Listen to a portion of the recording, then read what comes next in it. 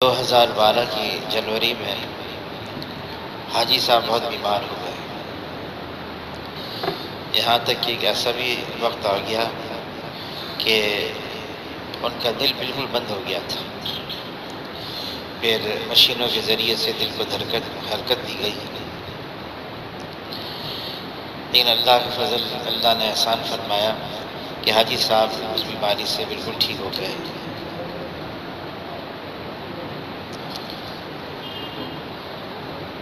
جب ٹھیک ہو گئے تو حاجی صاحب نے اس وقت بھائی واصف منظور صاحب بہت بیمار تھے، تو جب ٹھیک ہو گئے تو پوچھا کہ بھائی واصف کا کیا حال ہے، تو کسی نے بتایا کہ وہ جواری رحمت میں داخل ہو گئے، چلے گئے۔ خیر حاجی صاحب نے افسوس کیا۔ پھر تشکیل ہو گئی ترکی میں بھی ساتھ تھا حاجی صاحب کے، تو حاجی صاحب نے فرمایا کہ ہم کراچی سے جائیں گے اور دارالعلوم جائیں گے اور بھائی واصف کی قبر پر بھی جائیں گے۔ تو خیر انتظام ہوا، کراچی آئے اور تو ایئرپورٹ سے سیدھا حاجی صاحب وہ قبرستان گئے دارالعلوم کے۔ پھر فرمانے لگے نہیں بھائی ہمیں تو سب سے پہلے مسجد جانا چاہیے۔ گاڑی کو واپس لوٹایا اور مسجد میں گئے، اور مسجد میں ظہر میں بھی وقت تھا، انتظار کیا۔ 1:15 بجے وہاں ظہر کی نماز ہوتی تھی، جماعت کے ساتھ نماز پڑھی۔ پھر مفتی رفیع صاحب تھے اور مفتی تقی عثمانی صاحب تو کہیں گئے ہوئے تھے، ان سے جا کے ملاقات کی اور علماء حضرات سے ملاقات کی۔ پھر قبرستان میں آئے، کافی دیر بیٹھے رہے، اٹھے۔ اب گاڑی میں ہی تھے تو میں نے پوچھا کہ قبرستان میں آپ نے جو قبر پر گئے تو آپ کو کچھ محسوس ہوا؟ کیا محسوس ہوا آپ کو؟ فرمانے لگے میرے شان مجھے کیا پتہ چلے گا، مجھے تو کچھ پتہ ہی نہیں چلتا ہے، میں تو خود لوگوں سے پوچھتا ہوں کہ بھائی ان قبر والوں کا کیا حال ہے، کوئی مکاشفہ ہو، کوئی کشف ہو کسی کو، تو میں تو ان کا سہارا لیتا ہوں، مجھے تو کچھ پتہ ہی نہیں چلتا، اور مجھے باقی کچھ پتہ نہیں چلا۔ بہرحال لیکن حاجی صاحب کے اندر تواضع، کچھ ہوتا بھی تھا تو ظاہر ہی نہیں کرتے تھے، عام آدمی کی طرح رہتے تھے۔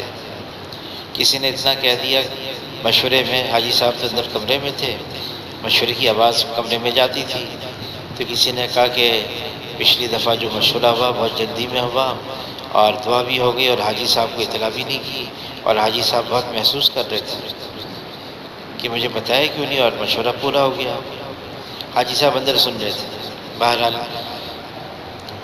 حاجی صاحب سے ملاقات کے لیے گئے تو حاجی صاحب نے فرمایا کہ میری طرف سے ایک ایسی بات کہہ دی، میں کون ہوتا ہوں کوئی بات محسوس کرنے کے لیے، میری کیا حیثیت ہے، میں کیا چیز ہوں کہ جو میں محسوس کروں؟ کہ میں نے کوئی محسوس نہیں کیا، آپ حضرات جو ہے نا مشورہ کرتے ہیں ماشاءاللہ۔ پھر جب آئرلینڈ سے واپس آئے، کارگزاری سنائی، تو حاجی صاحب فرمانے لگے بھائی تم لوگ تو اللہ کے راستے میں پھر رہے ہو اور میں یہاں پر بستر پر ہوں، اور میں یہاں پر صرف کوئی بات آتی ہے تو میں سن لیتا ہوں اور کارگزاری بھی سن لیتا ہوں، لیکن تم لوگ پھر رہے ہو، اور کاش کہ میں بھی اللہ کے راستے میں پھرنے والا ہوتا تم لوگوں کی طرح۔ حاجی صاحب ایک بات فرماتے تھے کہ آدمی چھوٹا بن کر رہے اور اس میں اس کی بڑی ترقی ہے۔ جو چھوٹا بن کر رہتا ہے اس کی کوئی طلب نہیں ہوتی کہ لوگ میری عزت کریں، لوگ میری تعظیم کریں اور لوگ میری بات کو سنیں۔ حاجی صاحب فرماتے تھے کہ اس راستے میں ترقی اس کے لیے ہے جو اپنی حیثیت کو مٹاتا چلا جائے، بلکہ یہاں تک فرماتے تھے آدمی بے نفس ہو جائے، کوئی اپنا تقاضا ہی نہ ہو، اپنی ذات کا کوئی تقاضا ہی نہ ہو، بے نفس ہو جائے۔ اور وہ بات جو فضائل اعمال میں لکھی ہوئی ہے، اپنے آپ کو مردوں میں شمار کر زندوں میں سمجھ ہی نہیں، تو پھر نہ کسی بات کی خوشی ہے نہ کسی بات کا رنج ہے۔ اپنے آپ کو مردوں میں شمار کرو، زندوں میں سمجھو ہی نہیں اپنے آپ کو۔ پھر حاجی صاحب فرمانے لگے کہ مولانا یوسف صاحب رحمۃ اللہ علیہ فرماتے تھے کہ یہ آدمی کام کرتے کرتے کرتے جب اس کی اونچ نیچ سے واقف ہو جاتا ہے، تجربہ کار بن جاتا ہے، تو پھر وہ اپنے ہی ذہن میں اپنا ایک مقام بنا لیتا ہے۔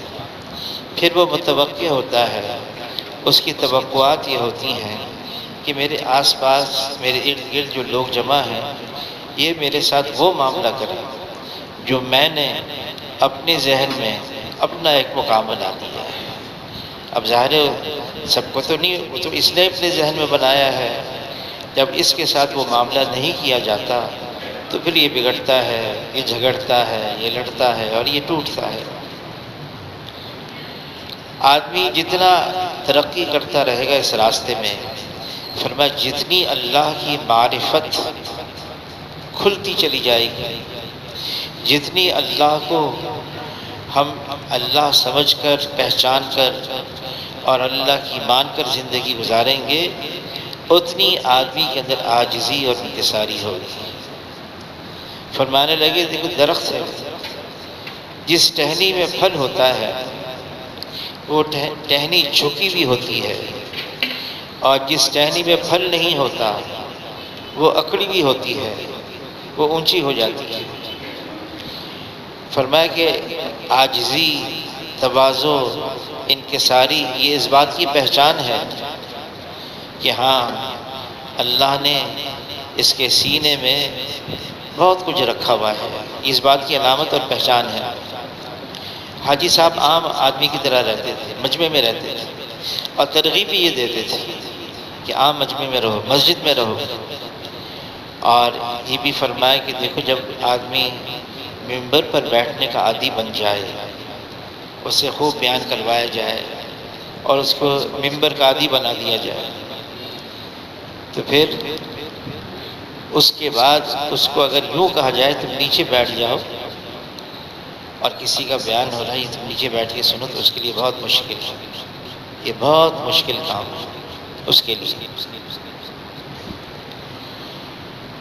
مولانا الیاس صاحب رحمۃ اللہ علیہ میوات جاتے تھے، اور میواتی ان کا بہت اکرام کرتے تھے، بہت عزت کرتے تھے، لیکن جب واپس آتے تو مولانا الیاس صاحب رحمۃ اللہ علیہ حاجی صاحب فرمائیں گے 3 دن اعتکاف میں بیٹھ جاتے مسجد میں، اور کبھی کبھار تھانہ بھون چلے جاتے، کبھی سہارنپور چلے جاتے اور وہاں اعتکاف میں بیٹھ جاتے 3 دن کے لیے، اور کبھی تو صرف نظام الدین بنگلے والی مسجد میں ہی اعتکاف میں رہتے اور اتنا اللہ اللہ کرتے، اللہ اللہ کرتے، اور یوں فرماتے کہ بھئی لوگ میرا ہاتھ چومتے ہیں، لوگ میرا اتنا احترام کرتے ہیں، ایسا ادب کرتے ہیں، بس ڈر لگا رہتا ہے ہر وقت۔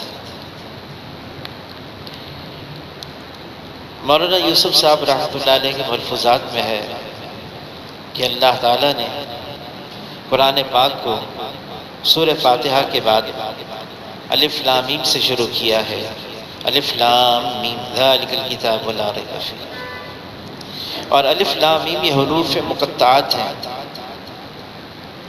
اور اس کا کیا مطلب ہے؟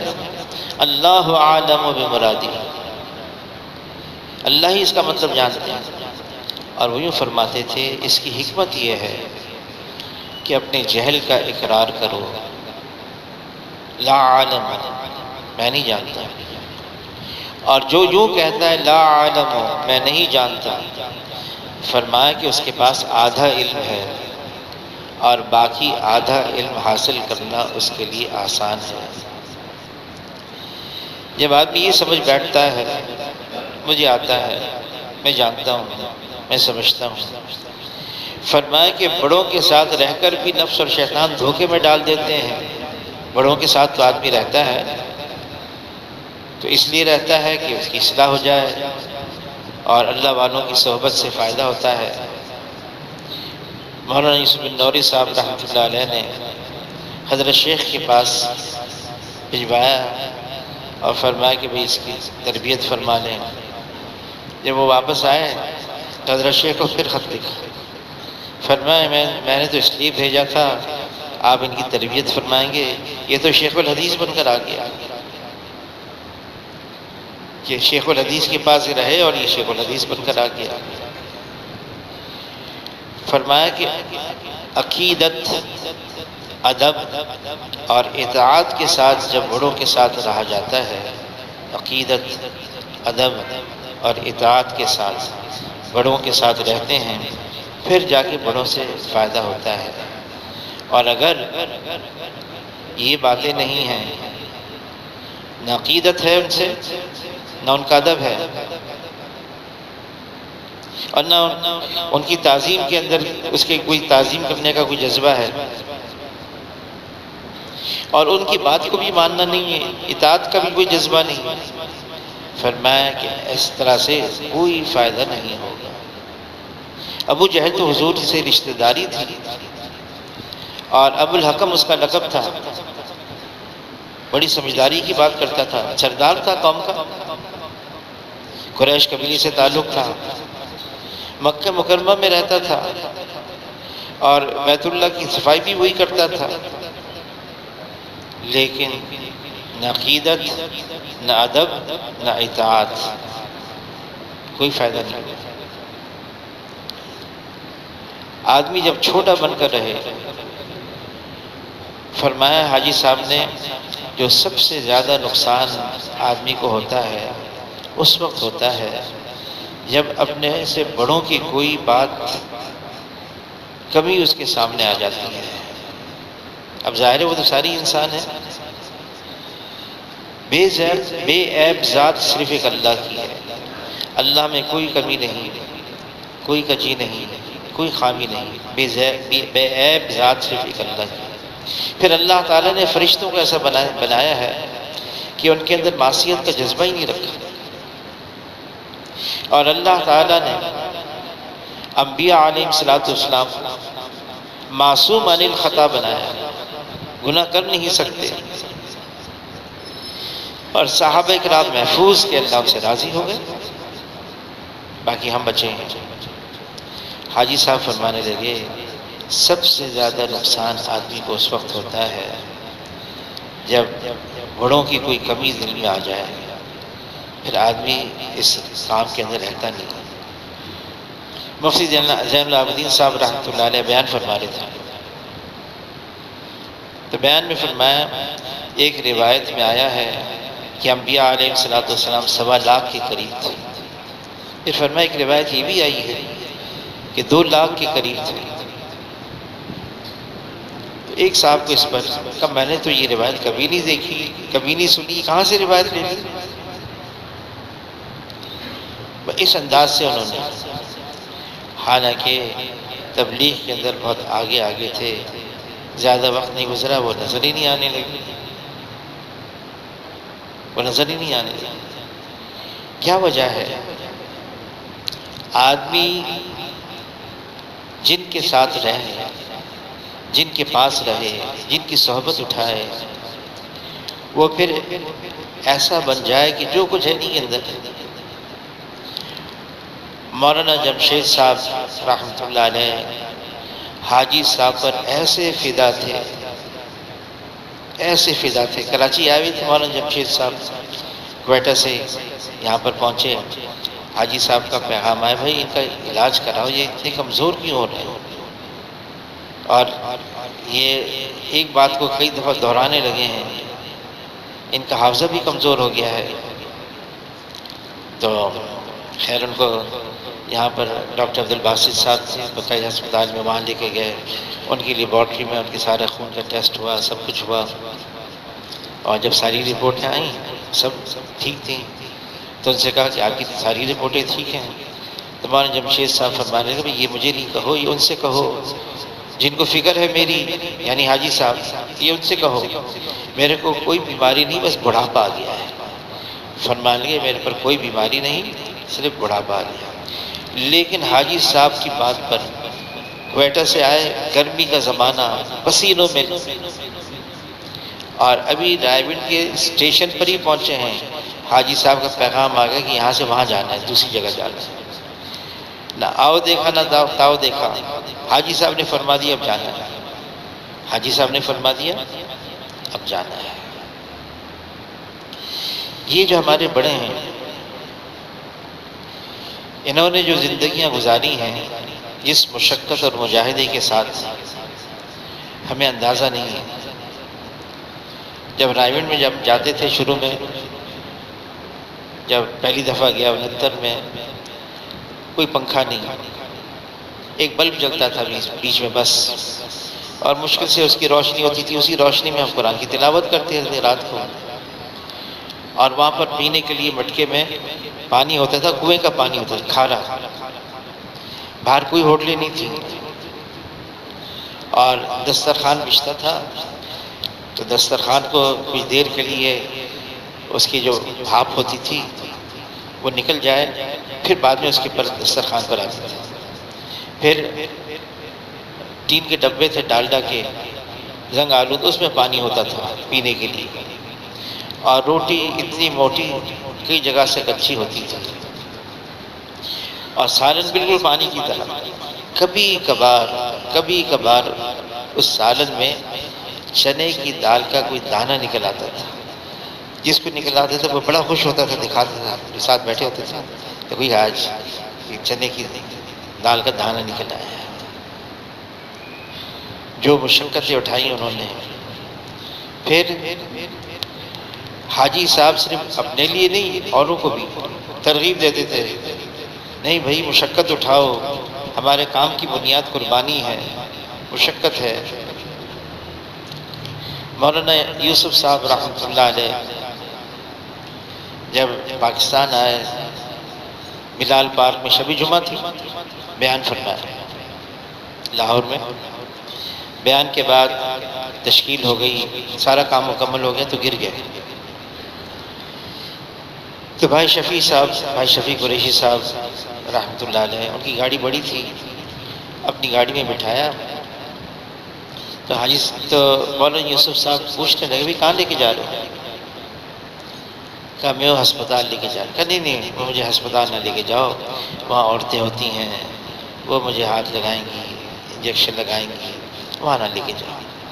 تو اس پر شفیع صاحب رحمۃ اللہ نے فرمایا حضرت آپ بالکل اطمینان رکھیں، کوئی عورت آپ کے قریب بھی نہیں آئیں گی، بس صرف آپ کو پتہ تو چلے کہ آپ کو اتنی کمزوری ہوئی کیسے، وہ ذرا معلومات ہو جائیں گی، ڈاکٹر کو بلائیں گے، دیکھ لیں گے، اور علاج کرنا بھی یہ بھی سبب کے درجے میں ہے، دنیا دارالاسباب ہے۔ تو ان کو پیچھے لٹا دیا، اور شفیع صاحب خود گاڑی چلا رہے تھے قریشی صاحب، تو آواز آ رہی تھی پیچھے سے لا الہ الا اللہ لا الہ الا اللہ لا الہ الا اللہ محمد رسول اللہ۔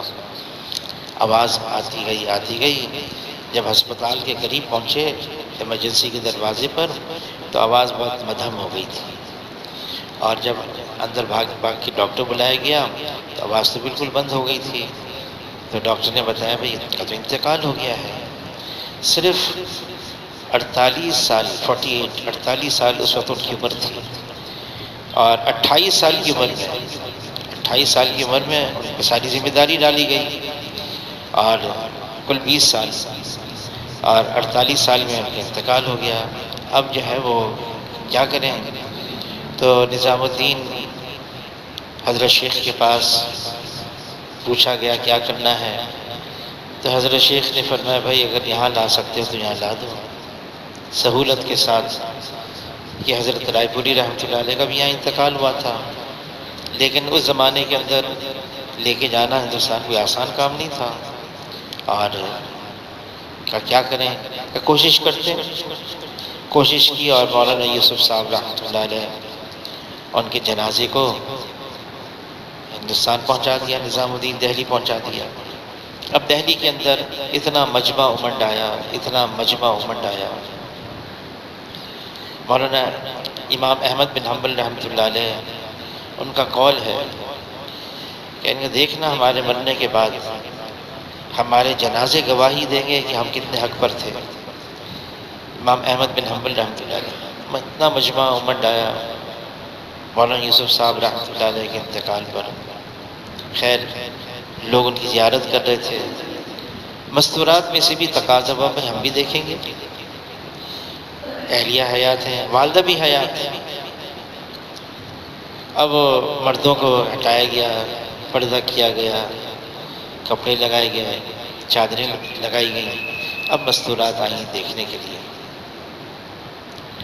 تو ان کی والدہ نے دیکھا تو والدہ نے ایک جملہ کہا، والدہ نے کہا خوب تھکے، خوب تھکایا، اب تو حشر تک آرام ہی کرتے رہو۔ ایک جملہ کہا، خوب تھکے اور خوب تھکایا۔ تو اسی طرح سے حاجی صاحب کا یہ حال تھا، اتنا تھکتے تھے، اتنا تھکتے تھے، اور یہاں تک کہ ان کی نیند بھی پوری نہیں ہوتی تھی، اور مشہور ہے وہ تو بیان میں ہی سو جاتے تھے۔ کئی سال پہلے ایک صاحب آئے، نیو یارک سے آئے، اور انہوں نے اپنا تعارف کروایا مکی مسجد میں، بھائی امین صاحب رحمۃ اللہ علیہ۔ تو انہوں نے تعارف کروایا کہ میں یہ ہوں اور اس تنظیم سے بھی میرا تعلق ہے۔ یہودیوں کی ایک تنظیم تھی، اور میں اس تبلیغ کے بارے میں معلوم کرنا چاہتا ہوں کہ لوگ بہت ڈرے ہوئے ہیں ان سے کہ ان کے پاس ہے کیا چیز ہے کہ یہ ایک ایسا خاموش انقلاب لے کر آ رہے ہیں ساری دنیا میں، وہ ہے کیا چیز ان کے پاس۔ خیر وہ انہوں نے یہ آ کے بات کی، پھر وہ چلے گئے۔ انہوں نے اپنا پتہ دے دیا گزری میں، ڈیفنس میں، وہاں پر ان کا مکان۔ تو ان کا فون آ گیا کہ آپ اگر کچھ ساتھی بھیجیں تو میں ان سے کچھ سوالات کرنا چاہتا ہوں۔ تو بھائی امین صاحب رحمۃ اللہ علیہ نے مجھے اور ایک سرکاری بڑے افسر تھے اس وقت، اب تو وہ خیر وہ بھی ریٹائر ہو گئے، تو ان سے کہا کہ آپ دونوں جو ہیں ان کے گھر چلے جائیں۔ پتہ لے لیا، گاڑی میں گئے۔ تو جب گاڑی میں پہنچے تو وہ گھر میں اطلاع ملی وہ تو ہے نہیں، وہ تو واک کے لیے گئے۔ تو خیر ان کو فون کیا کہ بھئی ہم آپ کے گھر پہنچ گئے ہیں، آپ کو سوالات کرنے تھے۔ تو انہوں نے کہا ہاں میں آ رہا ہوں، بھی آپ وہیں کھڑے رہیں۔ اتنے میں دیکھا کہ وہ اتنی سی انہوں نے وہ چڈی پہنی ہوئی تھی اور اتنا بڑا کتا ان کے ساتھ۔ خیر وہ کہنے ابھی میں چہل قدمی کر کے آیا ہوں، خیر وہ اندر بھی بلاتا ہوں۔ یہ خیر شلوار قمیض انہوں نے پہنی اس حال میں، اور پھر ہمیں اندر بلایا۔ انہوں نے کہا کہ آپ کا منشور کیا ہے؟ تو ہمارے جو تھے صاحب میرے برابر میں جو ساتھ گئے تھے، انہوں نے 6 نمبر بیان کیے، 6 نمبر بیان کیے۔ تو انہوں نے انگریزی میں کہا ویری ان امپریسو، میں سے متاثر نہیں ہوا۔ رائے ونڈ کہاں ہے؟ تو انہوں نے بتایا وہ اس طرح سے رائے ونڈ ہے، یہ ہے ادھر۔ تو کہا میں وہاں جاؤں گا۔ اچھا ٹھیک ہے، جب آپ جائیں تو ہمیں بتا دیں۔ ہم واپس آ گئے مکی مسجد۔ اب پہنچے ہی ہیں مکی مسجد، ان کا فون آ گیا کہ میں ابھی جاؤں گا رائے ونڈ۔ ابھی تو رات کو کہا 1 بجے کا میں نے جہاز وہ کا بکنگ کروا دی، رات کے 1 بجے ہی پہنچ جاؤں گا میں صبح 3 بجے رائے ونڈ میں ہوں گا۔ تم نے اچھا آپ کے لیے انتظام کرتے ہیں، کوئی سواری آ جائے ایئرپورٹ پر آپ کو لے کے جائے۔ تو کسی کے ذمے لگایا کہ بھائی ان کو رائے ونڈ لے کے جانا۔ تو کہنے لگے فون پہ میں راؤ عبد الوہاب صاحب سے بھی ملنا چاہتا ہوں۔ تو ہم تو ایسا نام لیں گے، حاجی صاحب کا نہیں لیتے تھے، راؤ عبد الوہاب۔ خیر انہوں نے یہ نام لیا، خیر چلے گئے۔ گرمیوں کا زمانہ تھا اور 3:20 پہ فجر کی اذان ہوتی تھی۔ صاحب ہم نے کہا ہم نے کارگزاری بعد میں بتائی، انہوں نے بعد میں کارگزاری سنائی کہ اس وقت اذان ہو رہی تھی فجر کی جب ہم رائے ونڈ پہنچے، اور لوگ اپنی قمیض اتار کے لنگی میں اور وہاں سوئے ہوئے تھے۔ اذان ہوئی تو لوگ اٹھنے لگے۔ تو یہ سارا منظر دیکھیں یہ کیا ہو رہا ہے یہاں پر، یہ کون کیا ہے؟ یہ تو یہاں سو رہے تھے، اذان ہو گئی اب اٹھیں، اب یہ اپنا ضروریات سے فارغ ہوں گے، وضو کریں گے، اب پھر کیا ہوگا کہ پھر نماز ہوگی۔ تو ان کو وہاں پر نماز کے لیے فجر کی نماز ہوئی، جماعت ہوئی، حاجی صاحب نے بیان شروع کیا۔ اب یہ ادھر ادھر دیکھیں، وہ دیکھا وہ مجمع رات مختصر مجمع سونے لگا، سو رہا ہے، اب بات بھی ہو رہی ہے اور بات بھی وہ کچھ سمجھ میں نہیں آ رہی تھی کیا بات کر رہی ہے۔ خیر مجمع بھی سو رہا ہے۔ تھوڑی دیر کے بعد انہوں نے دیکھا جو بیان کرنے والا وہ بھی سو گیا۔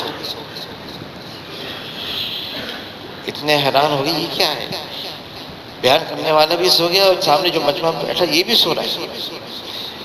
خیر وہ تو پہلی ویسی انہوں نے کہا تھا، واپس آ گئے، پھر فون کیا بھائی امین صاحب رحمۃ اللہ علیہ، وہی جماعت چلی جائے بھی گیا۔ کہ مجھے تو کچھ سمجھ بھی نہیں آئی۔ کہ وہاں گیا تو بیان کرنے والا بھی سو رہا تھا، جہاں سامنے جو بیان سنے وہ بھی سو رہے تھے، اور بیان کیا ہو رہا تھا وہ بھی مجھے سمجھ بھی نہیں آئی۔ لیکن میں حیران ہوں کہ اتنے ہم خائف کیوں ہیں آپ لوگوں سے، اتنے ڈرے ہوئے کیوں ہیں آپ لوگوں سے، آپ کے پاس تو کچھ بھی نہیں ہے۔ بہرحال وہ واپس چلے گئے۔ حاجی صاحب بیان کرتے کرتے کرتے سو جاتے تھے، اور اکثر یہی ہوتا تھا، پھر جاگ جاتے تھے، سوتے سوتے پھر اٹھ جاتے، پھر جہاں سے بات ختم کی تھی نا، چھوڑی تھی، وہیں سے شروع کرتے تھے، وہیں سے شروع کرتے، اور بات کرتے رہتے۔ شروع میں جب گئے تھے تو حاجی صاحب کی بات 3 گھنٹے 4 گھنٹے یہاں تک کہ 5 گھنٹے بھی ہوتی تھی، وہ سلسلہ کھڑے ہو کر بات کرتے تھے، اور کوئی لاؤڈ سپیکر نہیں ہوتا تھا، ویسی بات کرتے تھے۔ اور بات بھی ان کی کوئی بہت ہی جیسے ہوتا ہے نا اچھی دار کی تقریر ہو، کوئی ایسا بیان ہو، وہ بس سیدھی سادھی بات ہوتی تھی ان کی،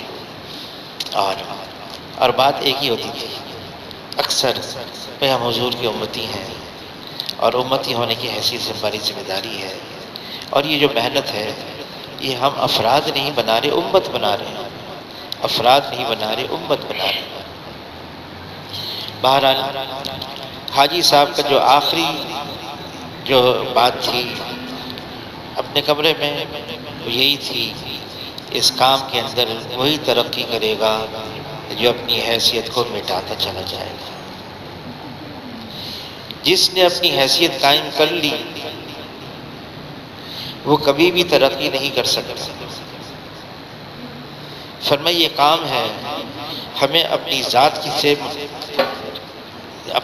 کے ساتھ تعلق نہیں جوڑنا ہے لوگوں کا، بلکہ ہمیں لوگوں کا تو اس کام سے تعلق جوڑنا ہے،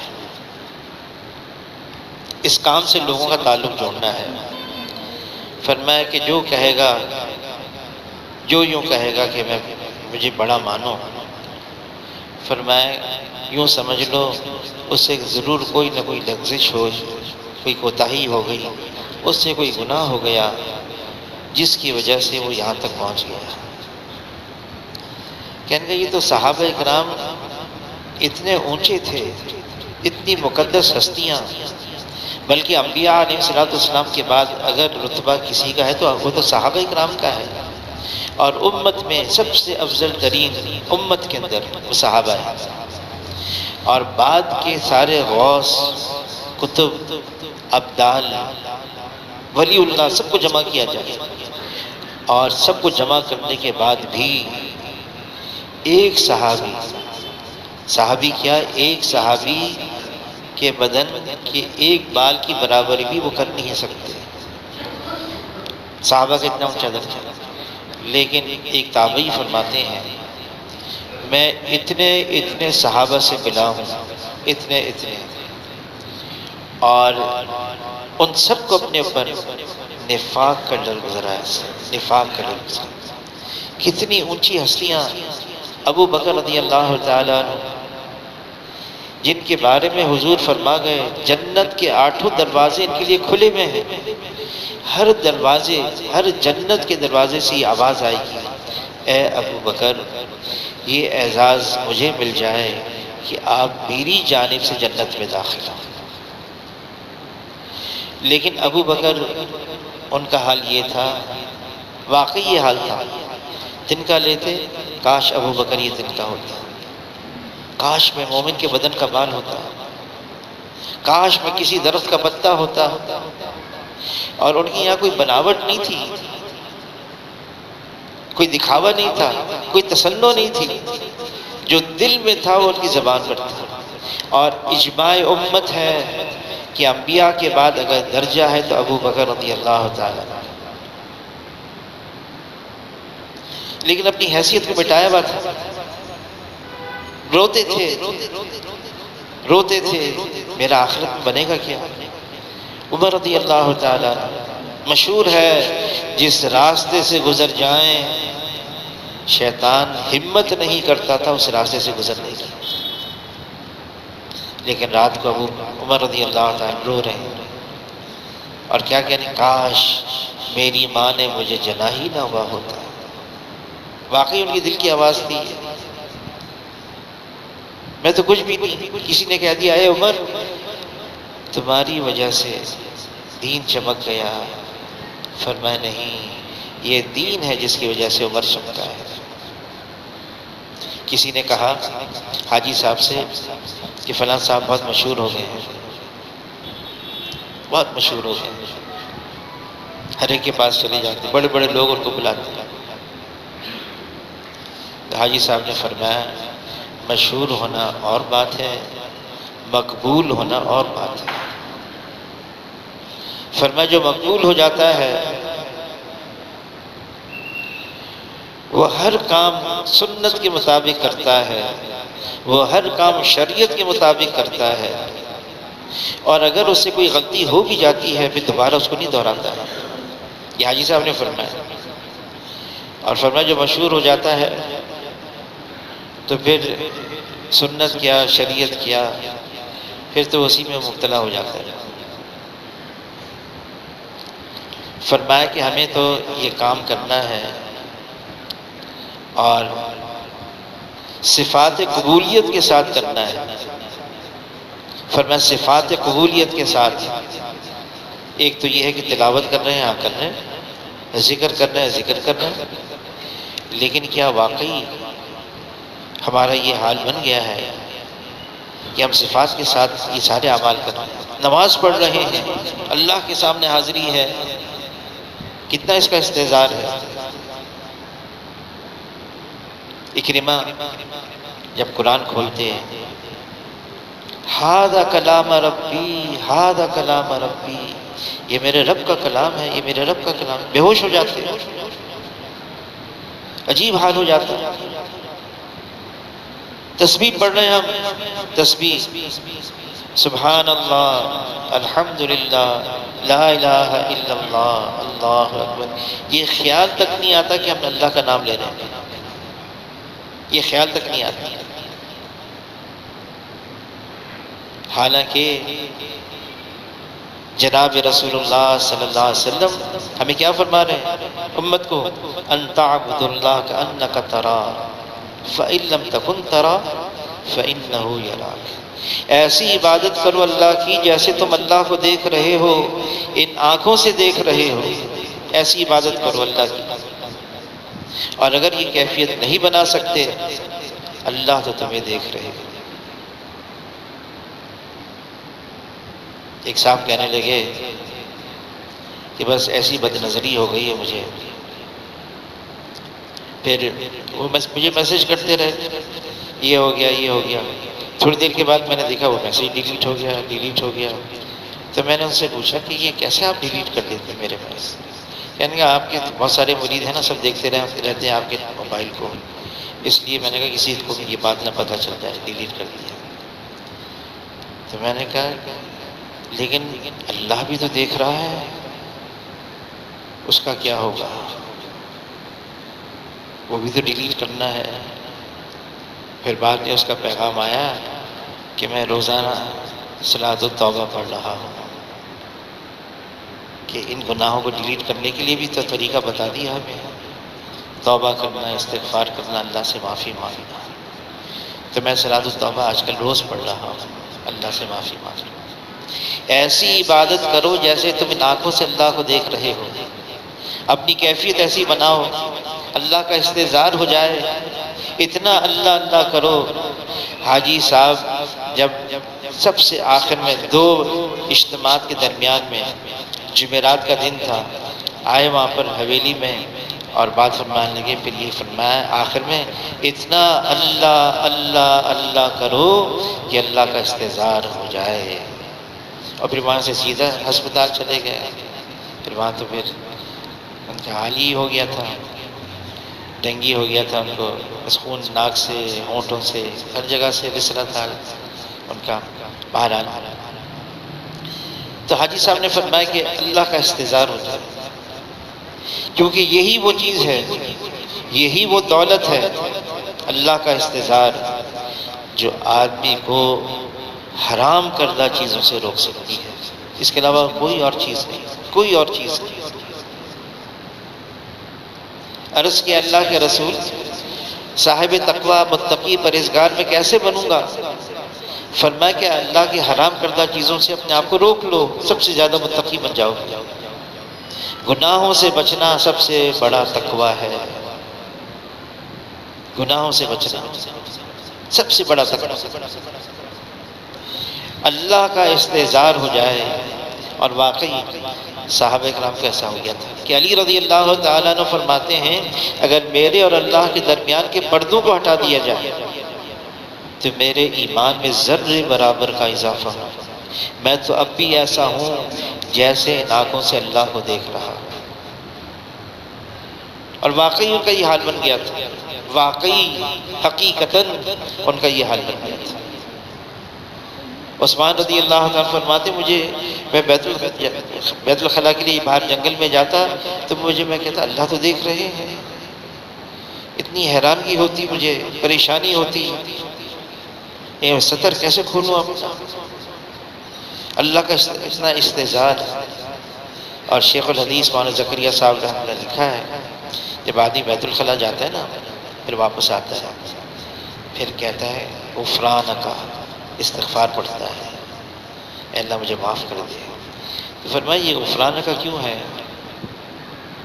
یہ بیت الخلاء سے باہر نکلا ہے، سب سے پہلے اللہ سے معافی مانگ رہا ہے، کیوں؟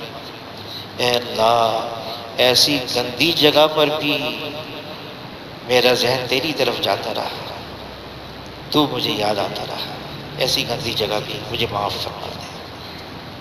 یہ حضرت شیخ نے لکھا ہے کہ غفرانک اس لیے ہے کہ ایسی گندی جگہ بھی ہم اللہ کو بھول نہ پائے، اللہ کو یاد رکھیں۔ ہمارا تو یہ حال ہے، نماز پوری ہو گئی، واپس بھی چلے گئے، ایک دفعہ بھی اللہ کا خیال نہیں ہے۔ حضرت شیخ نے لکھا ہے، شیخ الحدیث مولانا زکریا صاحب رحمۃ اللہ علیہ، پھر بھی ہم اللہ کا شکر ادا کریں، اللہ کا پھر بھی اللہ کا احسان ہے، فضل ہے، اللہ نے ہمیں نماز پڑھنے کی تو توفیق دی۔ پھر کسی نے کہا حضرت میں اتنا اللہ کا ذکر کرتا ہوں، میں سویم کلمہ پڑھتا ہوں، پھر پتہ نہیں کب درود شریف پر پہنچ جاتا ہوں، پھر پتہ نہیں کب استغفار پر آ جاتا ہوں، یاد ہی نہیں رہتا کہ کون سی تسبیح پڑھ رہا تھا، میں سویم کلمے کی پڑھ رہا تھا یا درود شریف کی پڑھ رہا تھا یا استغفار کی۔ تو حضرت شیخ نے فرمایا اس پر بھی اللہ کا شکر ادا کرو کہ اللہ نے تمہارے ایک عضو کو اپنے لیے استعمال کرنے کی توفیق دے دی، پھر بھی اس پر اللہ کا شکر ادا کرو۔